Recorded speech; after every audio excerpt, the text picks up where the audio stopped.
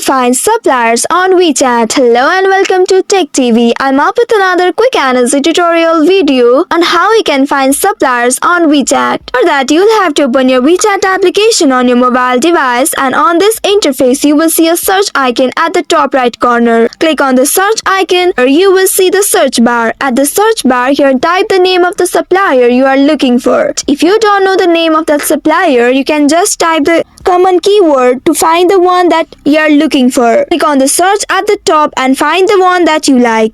Also, you can explore through these videos and find the name of the supplier you are looking for, and then simply search the name of that supplier on the search bar. You can also explore through these options and find the one that interests you. So in this way, you can find suppliers on WeChat. That's all for today's video. Thanks for watching till the end. If you found this video helpful, don't forget to like, share and subscribe the channel. Also hit that bell icon to get notifications on more such helpful tutorials. See you in next video. Stay connected.